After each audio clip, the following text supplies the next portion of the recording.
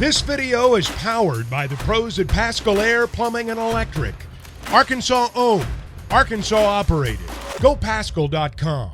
Appreciate Grant Hall's time when he joins. Well, I appreciate his time no matter what, but especially when he gives us some of his time here on halftime. Hey, Grant, what's going on today? What are you up to?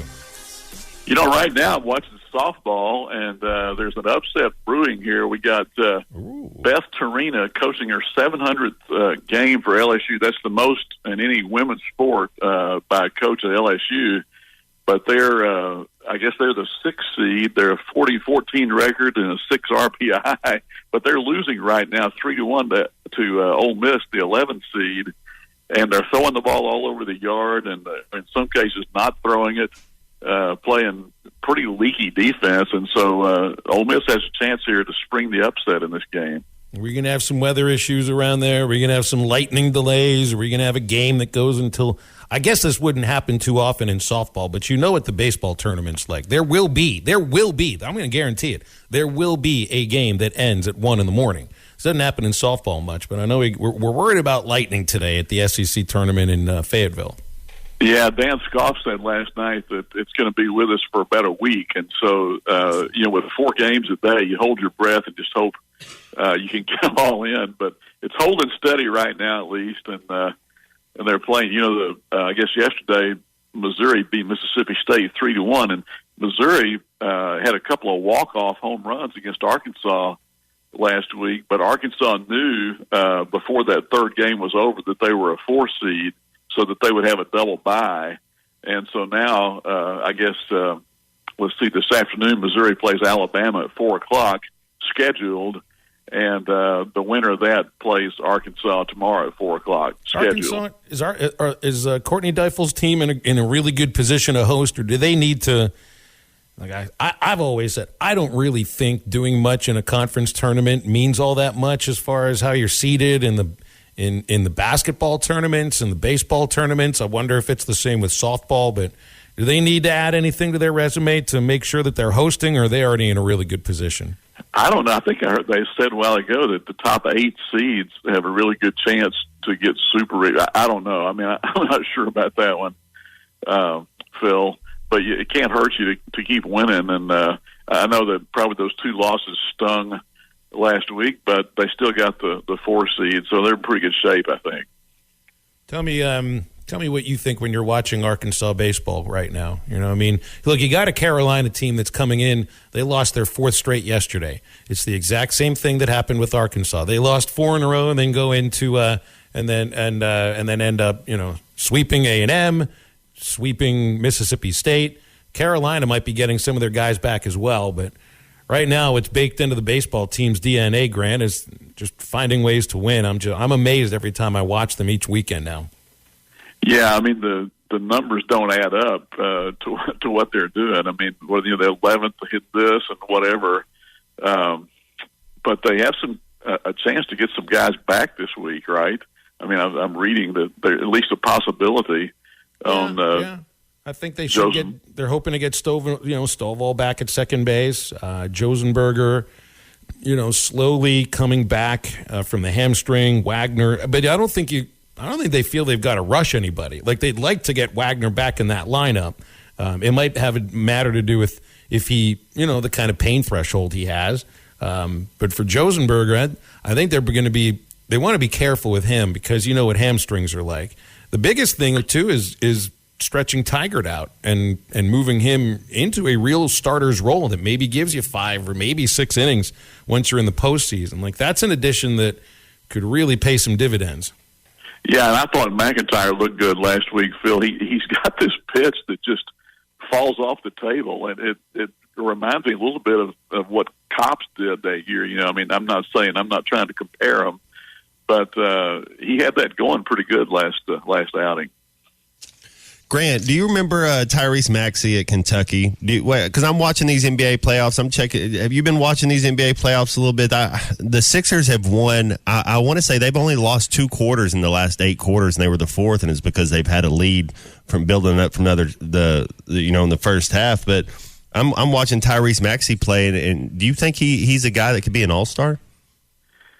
I don't know, Matt. I've been watching that too. I watched last night. It looked to me like Boston had firm control of it at 2-1, and then you had Harden. I think Harden went 5 for 28 in 2 games, but now he's come back and scored 40-something and whatever he had last night. So he's played really well the last 2 games, and they've got this 3-2 lead. Boston does have Game 7 at home if they can get there. So obviously Game 6 becomes the game. But I tell you, with Embiid and Harden playing the way they are, that's going to be a tough out for Boston in Game 6. So it surprised me. I think I said on the show last week I thought Boston was going to win. I didn't realize Embiid was going to be as healthy, at least, as he's been. Yeah, he's a matchup nightmare, isn't he? Yeah, I thought Boston was going to take him too, and then I'm watching the Suns, and I see Jokic with another triple-double, and then Devin Booker looks like a guy that could be an NBA season scoring champ. Do you think he has that potential? I tell you what, man, I have not watched as much of that series, probably just because it's on later. Yeah. I have watched quite a bit of the Lakers, and really kind of surprised by that too, because I thought Steph Curry was playing so well and it's not over yet. But what is it? It's 3-1. But they got a chance to close them out in Oakland. Are they in San Francisco now, Phil? Is they? Yeah, San Francisco. Yeah, Oakland is about to lose every team they have. Yeah, they would have 2 of the last 3 if they can get there. So they got to win a big one on the road.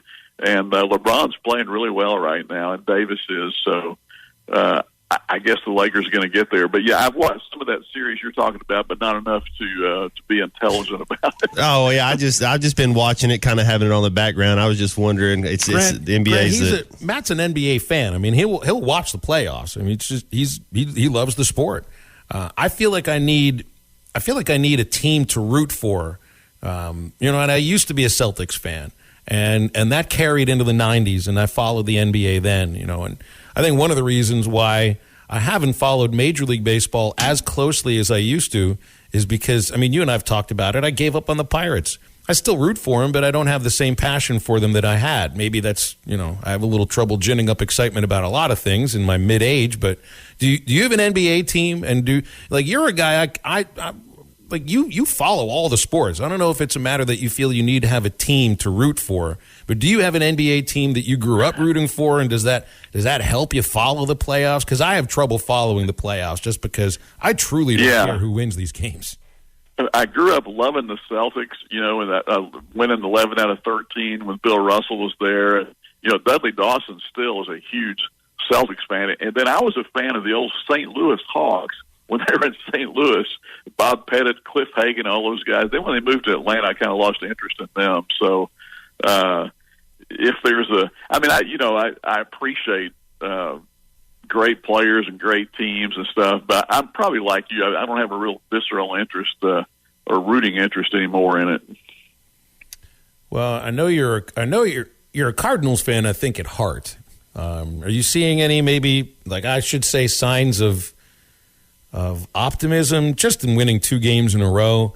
But 3, Well, the whole situation surrounding Contreras and kind of throwing him under the bus as a scapegoat, it's got to be so embarrassing for this guy. I don't know if he's really done anything wrong for this, as far as this pitching staff is concerned, but it's just it's a bizarre situation. Yeah, Jim Edmonds thinks that whole thing is overblown. I don't know. I mean, Contreras had a great first game hitting, against the Cubs, going back there and kind of having fun with it. But Kisner has actually hit a little better than I thought he might. He's hit 217 or something with some key RBIs, and he does a good job back there. But clearly, they missed the heck out of Yachty in terms of handling pitchers. But I think, as I said last week, it's too good a lineup to be having the record they had, and now at least I think somebody just kidnapped. There he is. Yeah, in 1964, the Cardinals were 11 games out in August and came back and won. So, not giving up on them. No, you can't give up now. Grant, this transfer portal where the Hunter Dickinson just went to Kansas and pretty much said it was all about the money. Does that surprise you at all? Not at all. I mean, it's just it's crazy. It's the wild, wild west, and teams can change completely in 1 year in all these sports. But Arkansas has done a good job with it, you got to say, I think, in basketball and football, and really even in baseball. I really think, Grant, that the way they recruit is going to be totally – not that you don't have to have a relationship with these kids in high school, but especially for basketball, this transfer portal, that's where you want to recruit the portal more than you want to recruit high school kids. Well, didn't Eric Musselman say they check it every 30 minutes or something? It's a refresh button, right? Yeah. Yeah. Hey, I wanted to mention, guys, that we Vernon Tarver and I used to keep track of this. They used to say that Hollywood stars always died in threes. And I think it's been true of sports people, because we've had Vida Blue, age 73, Joe Kapp, age 85, and now Denny Crum, age 86.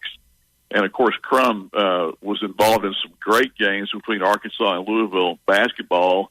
U.S. Reed hitting the 49-footer to beat him in 1981, and there was another great one in Louisville. Arkansas won before playing Larry Bird in Indiana State. They got Arkansas a couple of times. I remember they had a tip-in at the buzzer at Knoxville.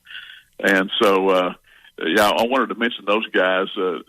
And then speaking of guys in their 80s, Jim Dent, age 84, I saw at Augusta this year, and I guess they invited him as a special thing. And he's from Augusta, but he's a former golfer, and he's still around. So, but I tell you, Vida Blue, and you know this, Phil, he was a sensation when he came up. I feel like he's kind of a forgot. His 1971 season might be one of the great forgotten seasons of all time.